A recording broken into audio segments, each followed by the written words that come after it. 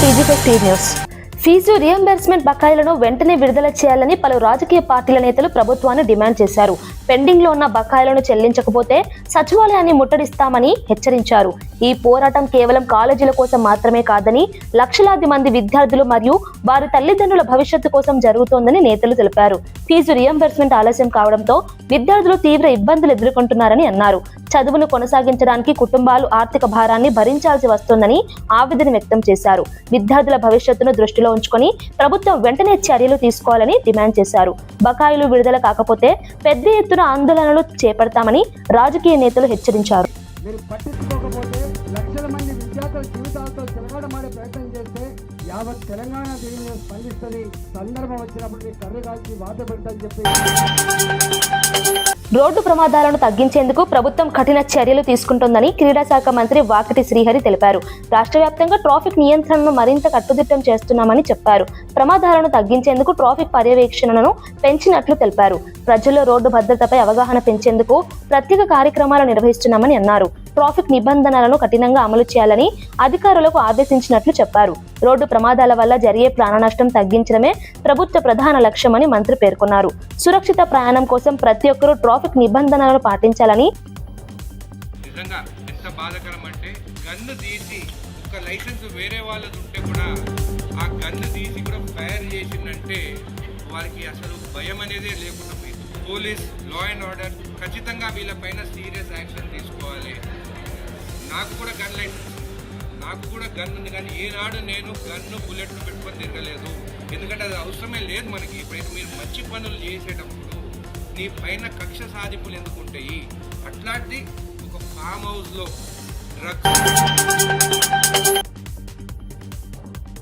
Retired ఉద్యోగులకు కనీస benefits కూడా ఇవ్వలేని పరిస్థితి రాష్ట్రంలో ఏర్పడిందని బీఆర్ఎస్ వర్కింగ్ ప్రెసిడెంట్ కేటీఆర్ విమర్శించారు. దీనికి ప్రధాన కారణం ప్రభుత్వ ఆర్థిక దుర్వినియోగమేనని ఆరోపించారు. తెలంగాణను ఏటీఎంలా మార్చి ఏఐసీసీ పెద్దలకు సమర్పించుకునే ఆ ప్రయత్నం జరుగుతోందని అన్నారు. రాష్ట్ర ప్రజల సమస్యలపై ప్రభుత్వానికి పట్టింపు లేదని విమర్శించారు. రిటైర్డ్ ఉద్యోగులు తమ హక్కుల కోసం పోరాడాల్సిన పరిస్థితి వచ్చిందన్నారు. ఈ అంశంపై శాసనసభ, శాసన మండలిలో ప్రభుత్వాన్ని నిలదీస్తామని తెలిపారు. ప్రతి పేదవాడి తరఫున ప్రభుత్వాన్ని ప్రశ్నిస్తామని కేటీఆర్ స్పష్టం చేశారు.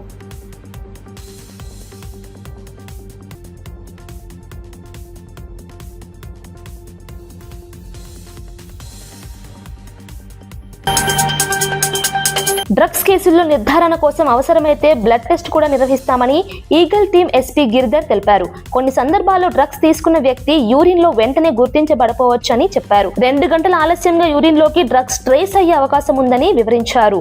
అందువల్ల ప్రభుత్వ అనుమతితో ప్రభుత్వ ఆసుపత్రిలో బ్లడ్ టెస్ట్ నిర్వహిస్తామని చెప్పారు.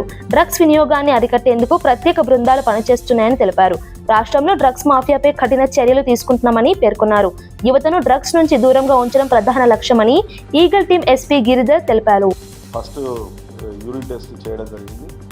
కొన్ని సందర్భాల్లో ఏమవుతుందంటే మనిషి యొక్క బాడీ మెటబాలిజం ప్రకారంగా 1 గంట 2 గంటలు లేటుగా యూరిన్లోకి డ్రగ్ వచ్చే అవకాశం ఉంటుంది. కాబట్టి మనం ఫర్దర్గా ఇటువంటి వివాదాలు తలెత్తాయి, నిందలు వస్తాయనే ఉద్దేశంగానే మన స్టేట్ గవర్నమెంటు నిక్కచ్చితత్వాన్ని పాటించే ఉద్దేశంతో జీవో నెంబర్ 4ను అమల్లోకి తీసుకొచ్చింది. దాని ప్రకారం ఖచ్చితంగా మనం రక్త పరీక్షలు చేయాల్సి ఉంటుంది. అది కూడా గవర్నమెంట్ హాస్పిటల్లోనే, అది కూడా మెడికల్ ఆఫీసర్ ఆధ్వర్యంలో చేయాల్సి ఉంటుంది. కాబట్టి ఆ ప్రొసీజర్ ఫాలో అవడం వల్ల మనకు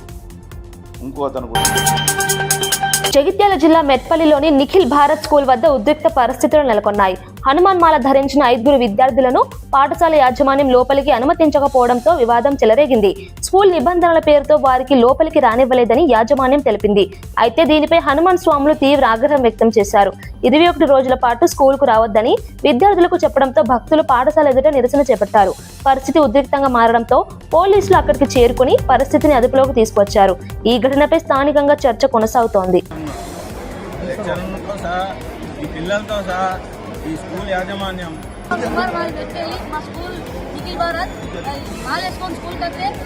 మాలలు ఇప్పేసి ఇంటికి పంపిస్తా అంటారు. లీవ్ లెటర్ రాపించుకున్నారు దగ్గర ఉండి.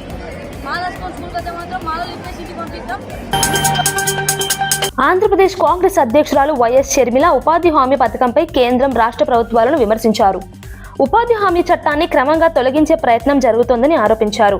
పార్వతీపురం మన్యం జిల్లా డంగభద్రలో రచ్చబండ కార్యక్రమంలో ఇప్పుడు బీజేపీ పార్టీ 12 సంవత్సరాలుగా అధికారంలో ఉంది. ఇప్పుడు ఈ ఉపాధి హామీ పని ఎలా తయారైంది అంటే ప్రతి గ్రామంలో చెప్తూనే ఉన్నారు.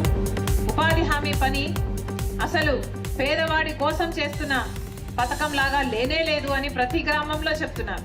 అసలు ఉపాధి హామీ పని అంటే ఎన్ని రకాలుగా దీన్ని నీరుగార్చాలో